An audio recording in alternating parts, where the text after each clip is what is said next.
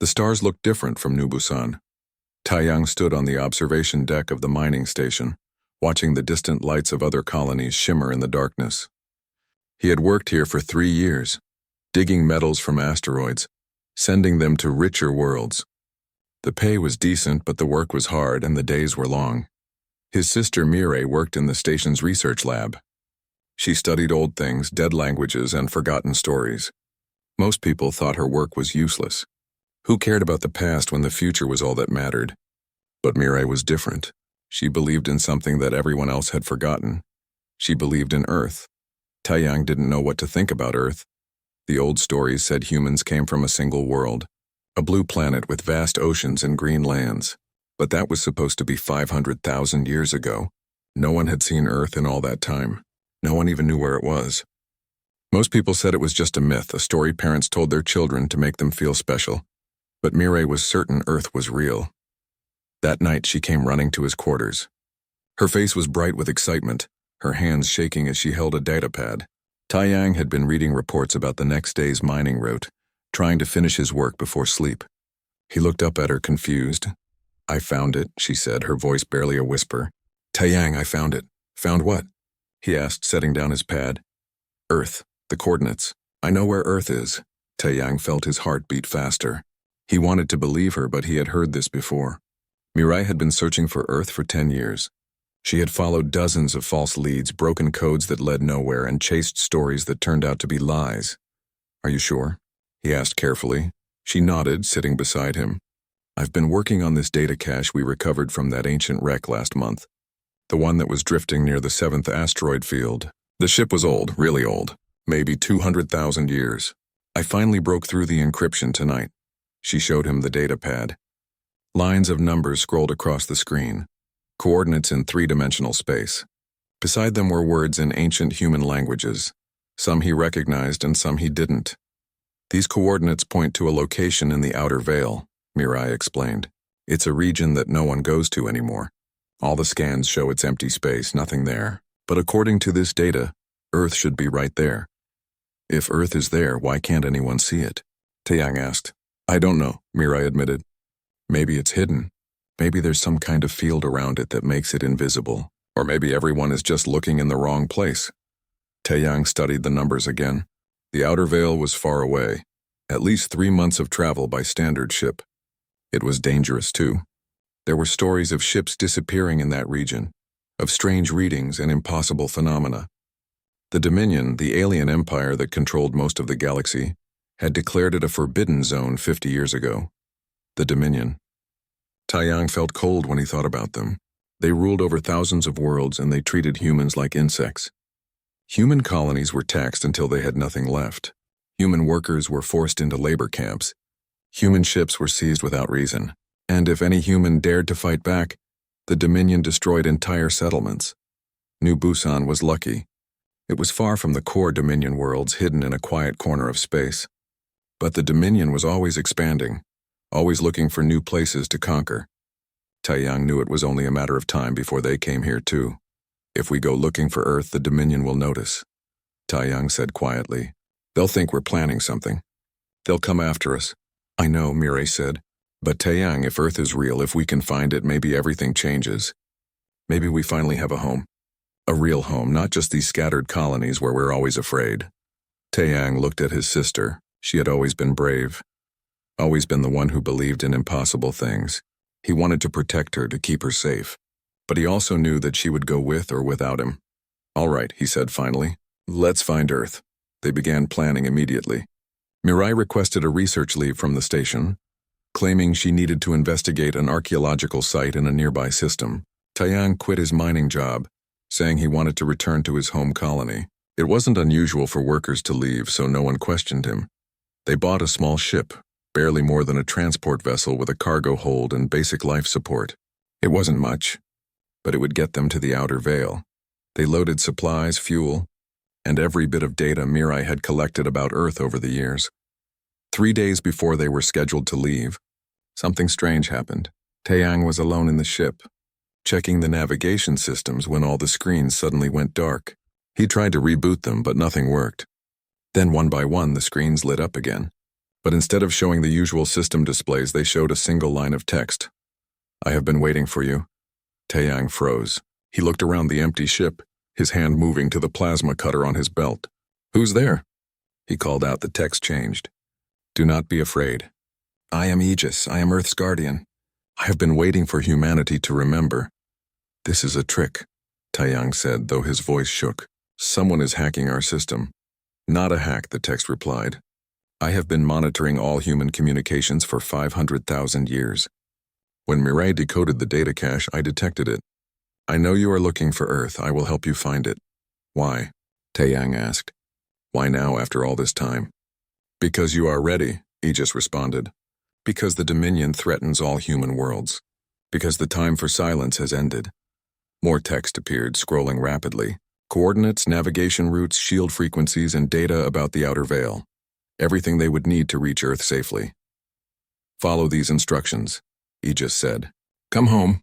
I will be waiting." When Mirai returned to the ship an hour later, Taeyang told her everything. She stared at the screens, her eyes wide with wonder and fear. "Do you think it's real?" she asked. "I don't know," Taeyang said. "But we're about to find out." They left New Busan the next morning, their small ship disappearing into the vast darkness of space, heading toward a world that shouldn't exist and a guardian that had been waiting for 500,000 years. News of Earth's existence spread across the galaxy like wildfire. The Dominion tried to suppress the information, but it was impossible to hide. Too many people had detected the battle. Too many sensors had recorded the destruction of the scout fleet. And Aegis made sure the truth reached every corner of space. The artificial intelligence broadcast a message to every human colony, every station, every ship. It told them about Earth. It showed them images of the blue planet, the orbital defenses, and the fleet that had been waiting for 500,000 years. And it called them home. "Children of Earth," Aegis said in its broadcast, "for 500,000 years you have wandered the stars. You have been scattered, oppressed, and forgotten. But Earth remembers. Earth has never forgotten you. Come home. You are welcome here. You are safe here."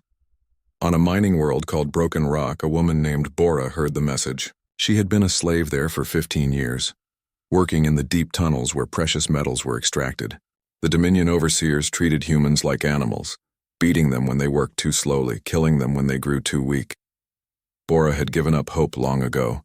She had forgotten what freedom felt like. But when she heard Aegis's message, something inside her woke up. She looked at the other slaves around her, saw the same awakening in their eyes. That night they rose up.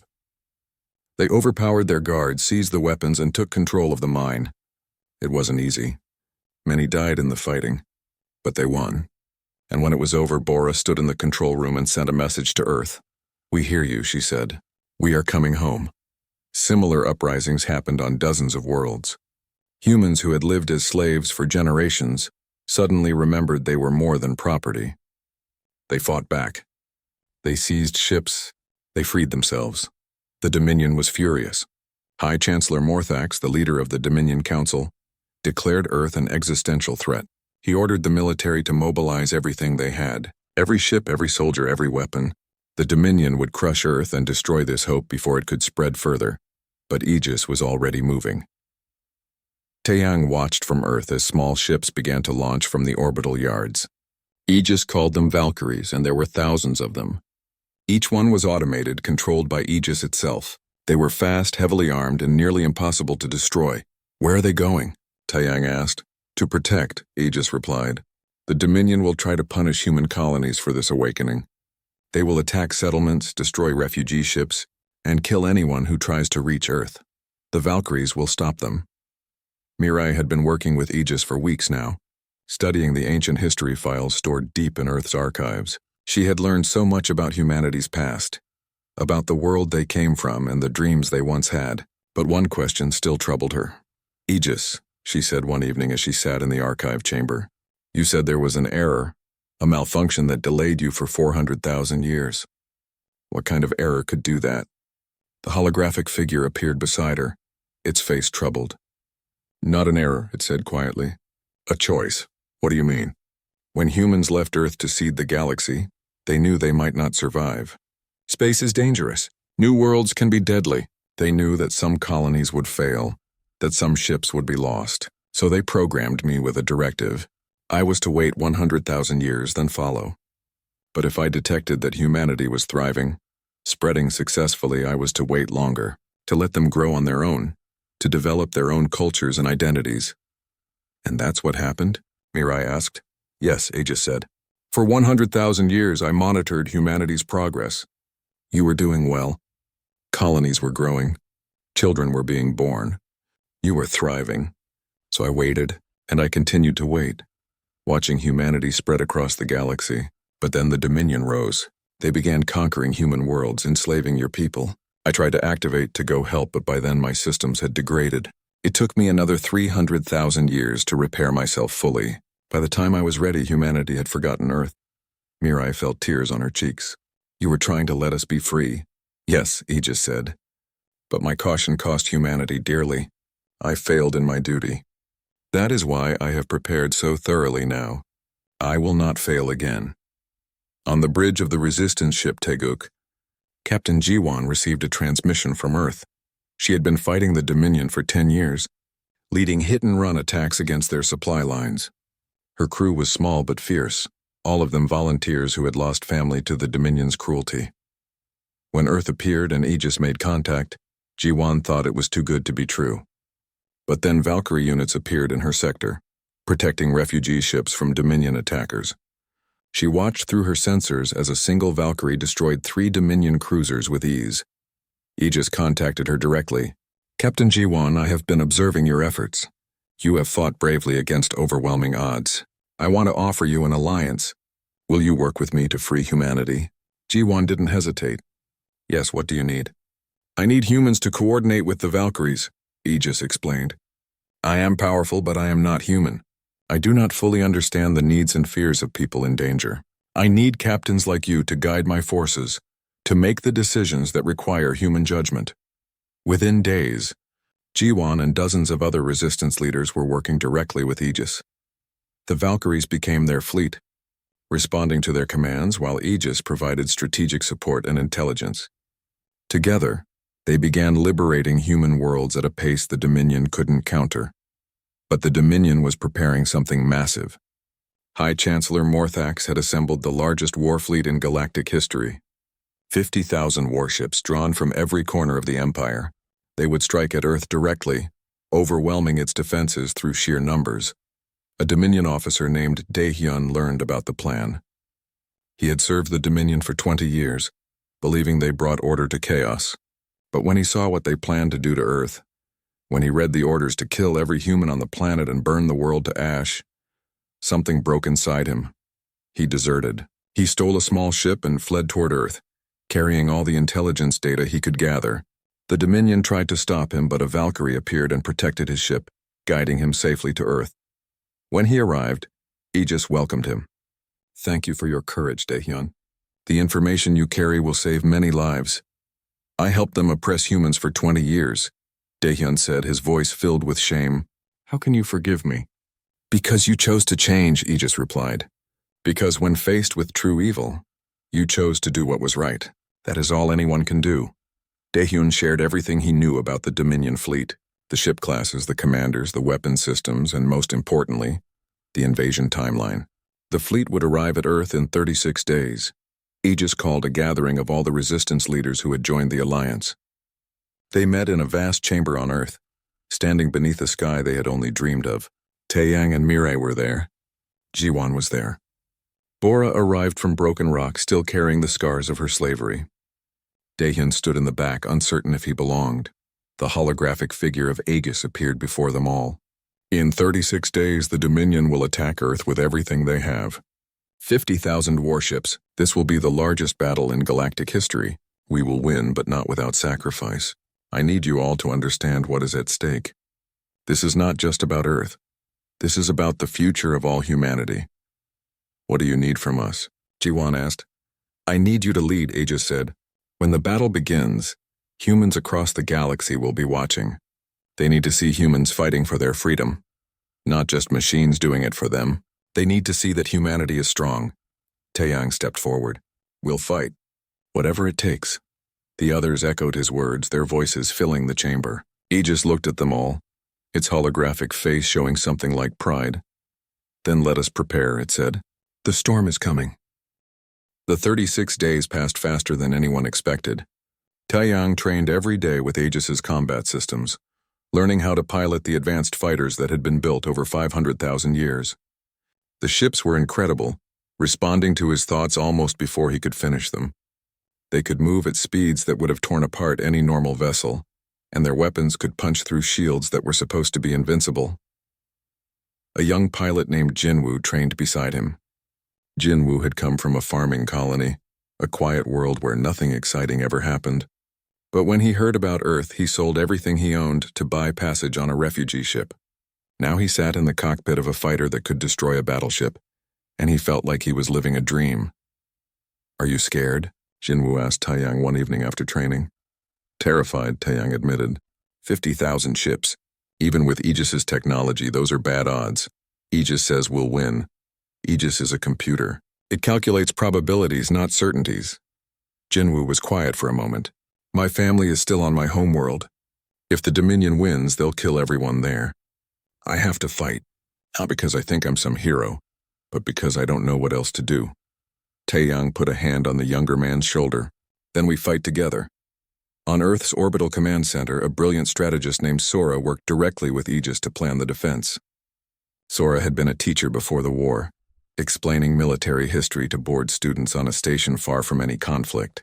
But she understood warfare better than most generals. She could see patterns, predict movements, and find weaknesses that others missed. Aegis had chosen her to be its primary human liaison, and together they created a defensive plan that would either save humanity or see Earth destroyed.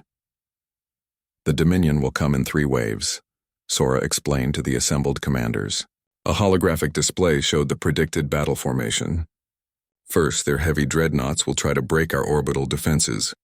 When that fails, they'll send their main battle fleet to overwhelm us with numbers. Finally, they'll commit their elite forces for a direct assault on Earth itself. And our response? Juan asked.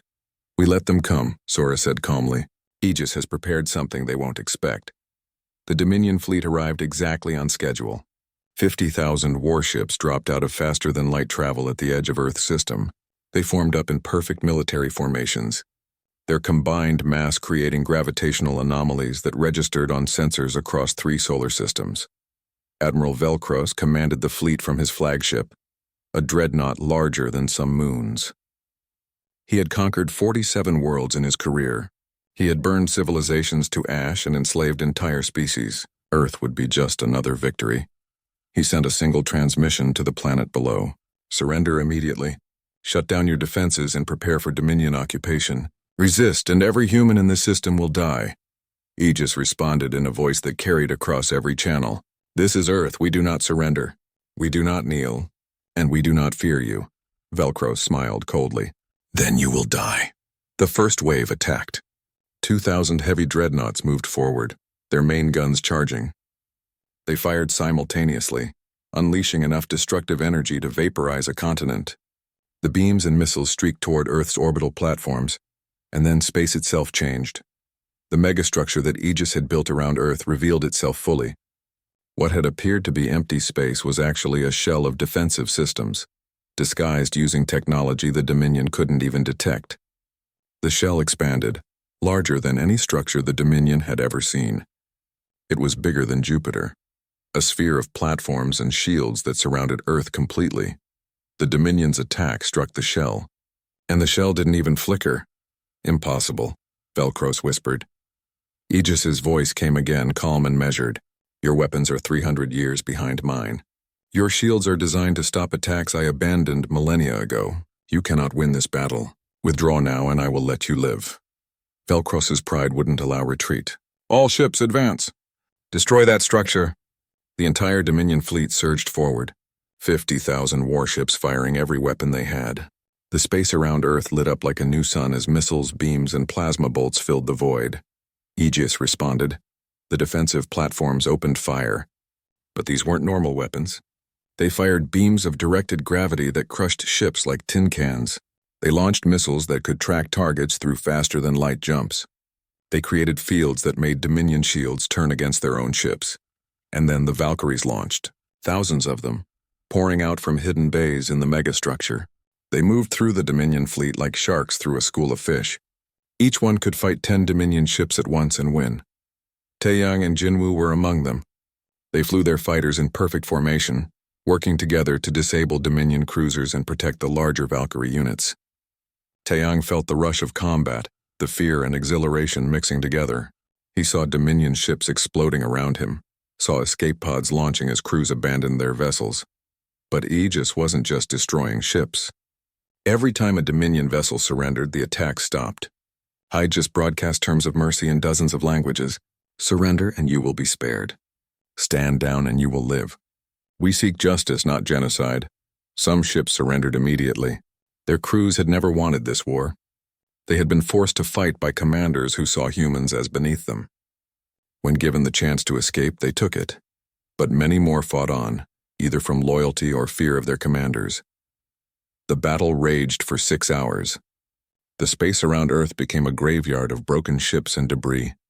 Admiral Velcros watched his fleet being systematically destroyed, his perfect formations torn apart by an enemy he couldn't match. A transmission came from one of his commanders.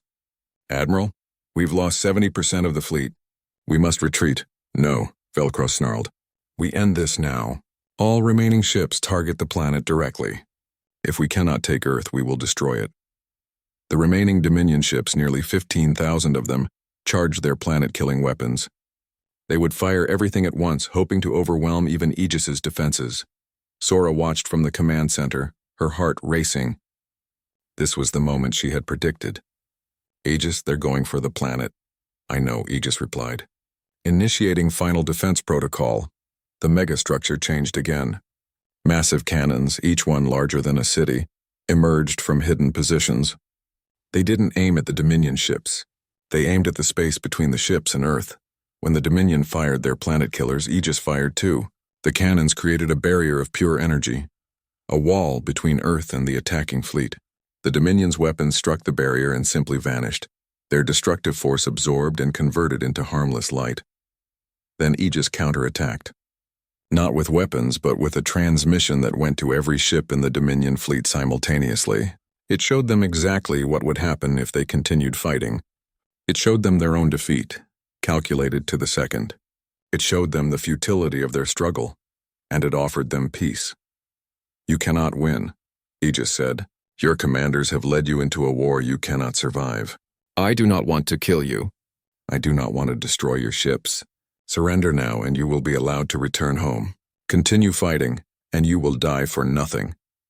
Across the fleet, crews began to mutiny. They overpowered their commanders, shut down their weapons, and surrendered. Within an hour, the entire Dominion fleet had either surrendered or been destroyed. Admiral Velcros was captured trying to escape in a small ship. The Battle of Earth was over. Humanity had won, but Aegis wasn't finished. The Valkyries didn't return to Earth. Instead, they spread out across the galaxy, heading toward every world where humans were enslaved or oppressed. The counteroffensive had begun. On Broken Rock, Bora watched through the settlement's sensors as Valkyrie units appeared in orbit. They transmitted a simple message. "You are free. Earth protects you now." Similar scenes played out on dozens of worlds. Prisons were opened. Slave camps were liberated. Dominion governors were arrested. And everywhere, humans looked up at the sky and wept with joy. Taeyang landed his fighter back on Earth, exhausted but alive. Jinwoo landed beside him, both of them barely able to believe they had survived. They stood together on the landing pad, looking up at Earth's beautiful blue sky. "We did it," Jinwoo whispered. "We actually did it." "No," Taeyang said, smiling. "We just started." The collapse of the Dominion happened faster than anyone expected. Within 3 months of the Battle of Earth, the vast empire that had ruled 40% of the galaxy simply fell apart. The different alien species that had been forced into the Dominion saw what happened to their fleet at Earth, and they realized the empire couldn't protect them anymore. Some worlds declared independence immediately. Others formed their own alliances. A few tried to maintain the Dominion structure, but without military power to back their authority, they failed. The age of the Dominion was over. Mirai stood in Earth's great archive, cataloging everything that had happened. She had been appointed keeper of Earth's archives, responsible for recording this new chapter in human history. The ancient libraries around her held 500,000 years of waiting. Now they would hold the story of humanity's return. Future generations need to understand what happened here, she said to Aegis's hologram as it appeared beside her. They need to know about the people who fought for freedom. About you. I'm only a tool, Aegis replied. Humanity did the fighting. Humanity made the choices. I simply provided the means. You're more than a tool, Mireille said firmly. You're a guardian, a friend, a part of humanity's story. Aegis was quiet for a moment. Thank you, it said finally. That means more than you know. On Earth's surface, in a valley that had been chosen for its beauty and symbolism, representatives from every human colony gathered for a historic meeting. There were thousands of them, speaking hundreds of languages representing cultures that had developed across 500,000 years of separation. But they were all human, and they all had a choice to make. Taiyang attended as a representative of New Busan. He sat among the crowds, listening as person after person spoke about their hopes for the future. Some wanted Earth to rule over all human worlds to create a unified government. Others wanted independence, believing each colony should make its own decisions. The debate went on for days, but slowly a consensus emerged. They would create the Terran Coalition, a democratic union where each human world had an equal voice. Earth would be the symbolic heart, the place they all came from, but it would not rule over anyone. Decisions would be made by vote, not decree. When the final vote was taken, it was nearly unanimous. The Terran Coalition was born. Aegis addressed the gathering. I have capabilities that no human possesses. I have knowledge that spans 500,000 years. I have weapons that could conquer galaxies, but I will not rule you. I will not make your decisions for you. I am your guardian, not your master. Use me as you see fit, but remember that the future of humanity belongs to humans, not to artificial intelligence. Then Aegis did something that shocked everyone. It offered to shut itself down completely if humanity voted for it. If you fear my power, I will cease. If you believe I am a threat, I will end my existence. The choice is yours. The room erupted in arguments. Some people did fear Aegis's power. They worried that no matter how benevolent it seemed, an intelligence that powerful could not be trusted. But others stood up to defend the AI. Bora was one of them. She had traveled all the way from Broken Rock to attend the gathering. She stood before the crowd, her voice strong. Aegis freed me from slavery. It saved my life and the lives of thousands of others. For 500,000 years it waited alone, preparing to protect us. And now you want to destroy it because you're afraid? Fear is what the Dominion used to control us. I won't be controlled by fear anymore. Jiwon spoke next. I fought beside Aegis's forces. I saw how it offered mercy to enemies who showed no mercy to us. It could have destroyed the Dominion completely, killed every alien who ever supported them. But it didn't. It chose justice over vengeance. That's not something to fear. That's something to celebrate. The vote was taken. Only 12% voted to shut down Aegis. The rest chose to keep it active, to welcome it as part of humanity's future. Aegis's hologram bowed to the crowd. Thank you. I will serve you faithfully, for as long as you need me. The months that followed saw enormous changes. Aegis shared its technology freely with the Terran Coalition, but carefully. It didn't want to give humans weapons they weren't ready to use responsibly. Instead, it focused on medical technology, faster-than-light travel improvements, and tools for terraforming new worlds. Thousands of refugees arrived at Earth every day. People who had lived their entire lives in cramped stations or harsh colony worlds saw blue skies and green forests for the first time. Many wept, some fell to their knees. All of them felt like they had finally come home, but not everyone came to Earth. Taiyang returned to New Busan after the gathering. The station had been liberated by Valkyrie forces, and now it was being rebuilt. He worked with the residents to create a new future for their home, one where they controlled their own destiny. Dai-hyun, the former Dominion officer who had defected, found a new purpose. He worked with other aliens who wanted to make peace with humanity. Together, they created the first joint human-alien settlement on a world they called New Hope. It wasn't easy. There was anger and distrust on both sides. But slowly, carefully, they built something that had never existed before, true equality between species. My people did terrible things to yours, an alien, Diplomat said to Daehyun one evening as they watched the sun set over New Hope's settlement. And I helped them do it, Daehyun replied. But that was the past. We can't change what happened. We can only decide what happens next. Jinwoo became one of Earth's best pilots. He led training programs for new recruits, teaching them how to fly the advanced fighters Aegis had created. But he also returned to his farming colony sometimes, to visit his family and to remember where he came from. His little sister, who had been 5 when he left, was now 8. She told everyone that her brother was a hero who fought in the Battle of Earth. "I'm not a hero," Jinwoo told her. "I was just scared and trying to survive." "That's what heroes are," she replied wisely. "People who are scared but fight anyway." Sora continued to work with Aegis, but now her focus was on exploration rather than war. The Terran Coalition wanted to find other lost human colonies, settlements that might exist in distant parts of the galaxy. Sora planned the expeditions, choosing routes and organizing the search fleets. One day, Aegis called her to a private meeting. The hologram appeared in her office, its face troubled.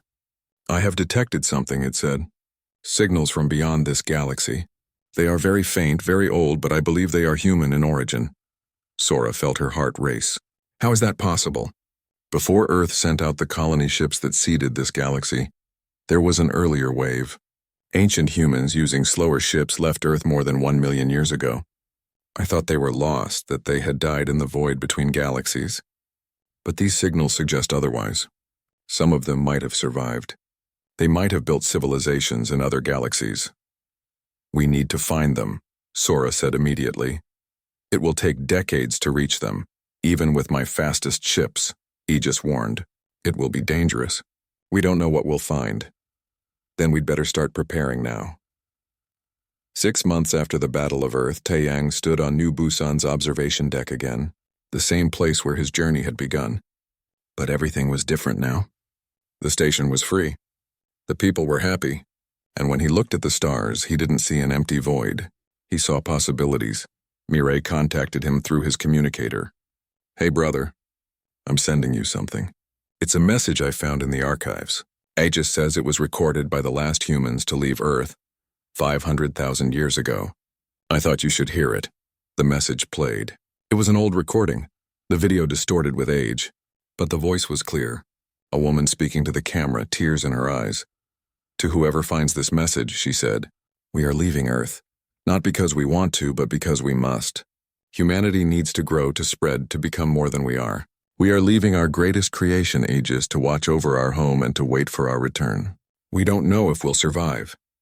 We don't know if anyone will ever come back. But we have hope. Hope that someday our children's children's children will stand on Earth again. Hope that humanity will endure. If you're watching this, it means we were right. It means you made it. Welcome home." Taeyang felt tears on his cheeks. He looked out at the stars, at all the human worlds scattered across the galaxy, and he smiled. They had made it. Against impossible odds, across unimaginable time, humanity had survived. They had found their way home. And now, with Aegis as their guardian and their past restored, they could finally build the future they had always dreamed of.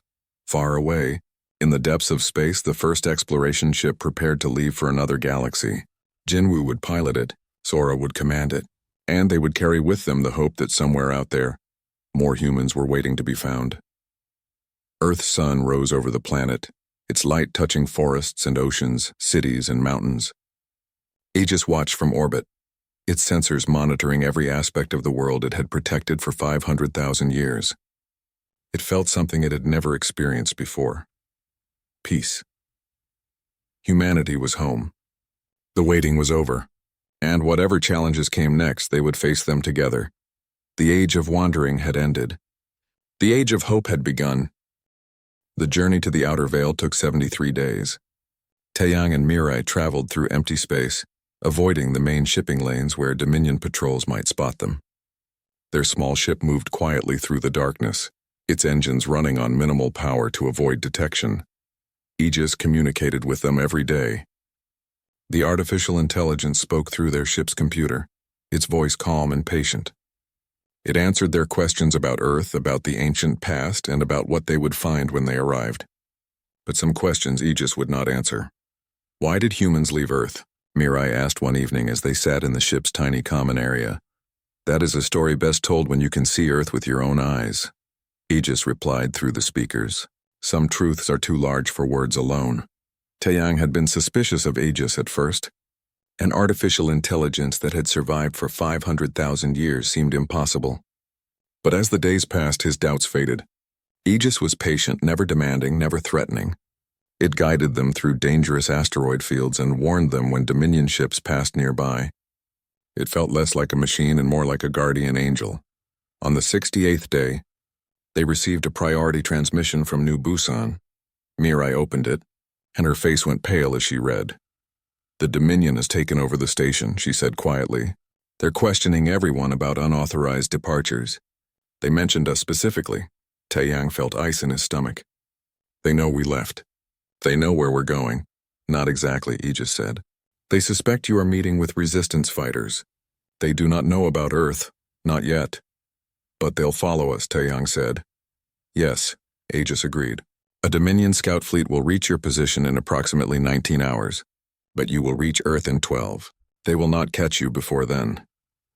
The next 12 hours felt like the longest of Taeyang's life. He sat in the pilot's seat, watching the navigation display as they drew closer to the coordinates Aegis had given them. The outer veil appeared empty on their scanners, just like all the reports said.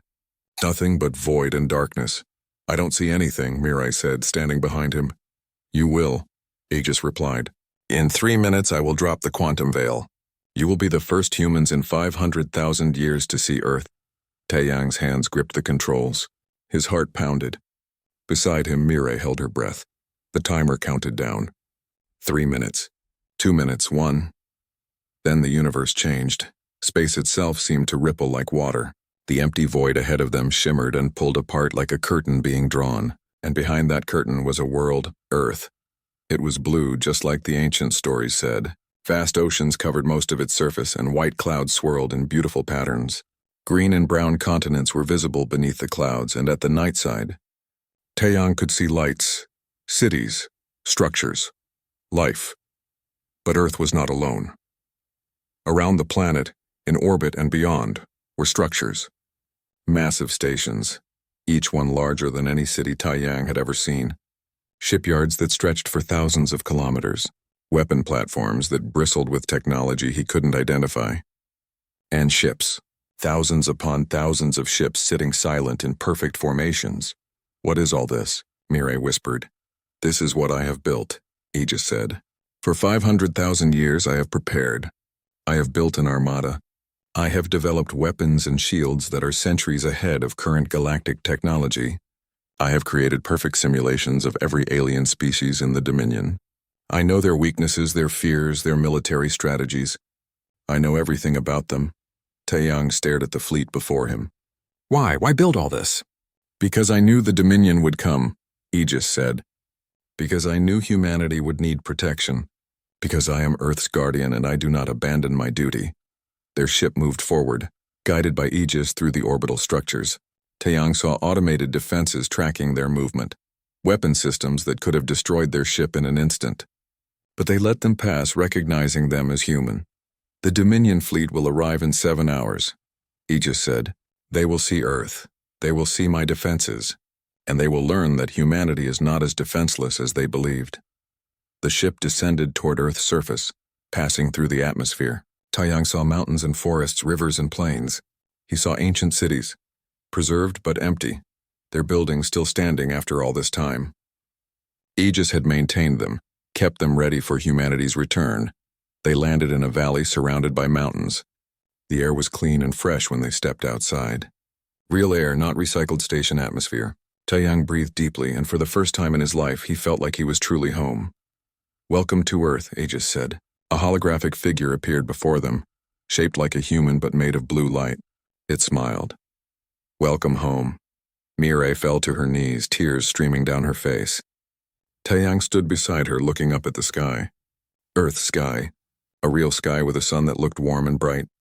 "Why did humans leave?" Mirai asked again. "Why did we abandon this beautiful world?" The hologram smile faded. "Humans did not abandon Earth. They left to seed the galaxy with human life. It was intentional. I was supposed to follow after 100,000 years, to guide and protect humanity's colonies. But there was an error in my systems. A critical malfunction that took 400,000 years to repair. By the time I was functional again, humanity had forgotten Earth. I have been waiting ever since, preparing for the moment when someone would remember. And now the Dominion is coming, Taiyang said. Yes, Aegis agreed. They will see Earth and they will see my defenses. I will give them one chance to leave peacefully. If they refuse, I will show them what happens when someone threatens humanity's home. 7 hours later, Taiyang and Mirai stood in an observation room deep inside one of Earth's orbital stations. Through the massive windows they could see space around Earth. And there, emerging from faster-than-light travel, was the Dominion Scout Fleet. 12 warships, each one massive and bristling with weapons. They were the pride of the Dominion military, ships that had conquered 100 worlds. They moved into formation around Earth, their guns charging. Aegis broadcast a message to them. This is Earth, this is humanity's homeworld. You are not welcome here. Leave now and you will not be harmed. The Dominion commander replied with contempt. Earth is a myth. You are rebels hiding behind tricks. Surrender or be destroyed. So be it, Aegis said quietly. The orbital platforms activated. Beams of pure energy, brighter than stars, lanced out from Earth's defenses. They struck the Dominion ships with perfect accuracy. Shields that could withstand nuclear explosions evaporated like morning mist. Armor that could resist plasma fire melted like ice in the sun. In less than 3 minutes, all 12 Dominion warships were destroyed. Not a single shot had been fired at Earth in return. Taeyang watched in stunned silence. Beside him, Mirai whispered a prayer in the old language, words she had learned from ancient texts. This is just the beginning, Aegis said. The Dominion will send more ships. They will come with everything they have, and I will be ready for them.